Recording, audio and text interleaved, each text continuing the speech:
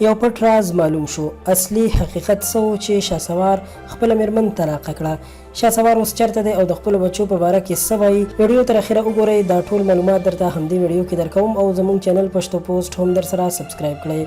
قدرمنو دوستانو، شهسوار چې کله خپلې میرمنې ته طلاق ورکړو، واقعا چې کله یو کور وران شي، یعنې د ښځې او خاوند ترمنځ طلاق راشي، نو د ټولو نه زیات چې پکې خوارېږي هغه بچي دي. ځکه چې بچي که مور سره شي نو د پلار مینې پسې کړېږي، او که پلار سره شي نو د مور مینې پسې کړېږي. دوستانو، کله چې شهسوار خپله میرمن ته په لایو ویډیو کې طلاق ورکړو، نو دغه وخت کې شهسوار یوه خبره کړې وه چې ممکن د ښځې مې هغه شهسوار خوښ و او دا شهسوار یې نه دی خوښ. ممکن چې د هغه شهسوار نه مطلب سندرغاړی شهسوار و، یعنې هغه وخت کې دولت و، شهرت و، ملګري و، یارانو او چکرې وې، ګاډي و او دغسې نور ډېر هر څه. نو هغه وخت کې را سره ښځه هم خوشحاله وه. او اوس چې د الله پاک په لار کې ګرځم نو کور مې هم را سره د ښځې تعلقات ښه نه دي. اگر که شهسوار وویل چې د ښځې مې هغه شهسوار خوښ و او دا شهسوار یې نه دی خوښ، خو په یقین سره نه شو ویلی چې د شهسوار ښځه به څه فکر کوي، چې رښتیا همدغسې خبره ده چې زوړ سندرغاړی شهسوار یې خوښ و او اوس یې نه دی خوښ او که نه. خو یوه خبره د یادولو وړ ده چې شهسوار خو اوس هم د الله پاک په لار کې یعنې تبلیغ کې نه ګرځي او بیا یې سندرو ته مخه کړې.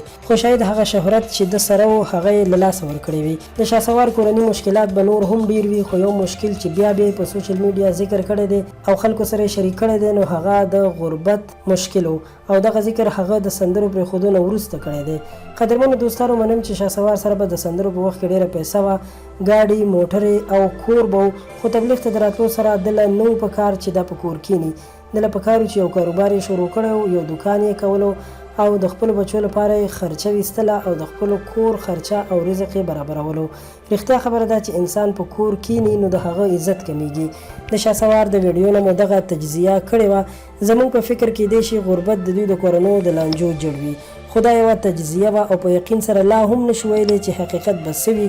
الله تعالی دې وکړي چې د نور چا کورونه له داسې بربادۍ نه وساتل شي او الله تعالی دې د هر چا کورونه آباد، قایم او دایم ساتي. دوستانو، تاسو به هم د شهسوار ویډیو کتلي وي. تاسو څه فکر کوئ چې د هغه به څه مشکلات و؟ د خپل رای اظهار را سره په کمنټ کې خامخا وکړئ او زموږ چینل پښتو پوسټ در سره هم سبسکرایب کړئ.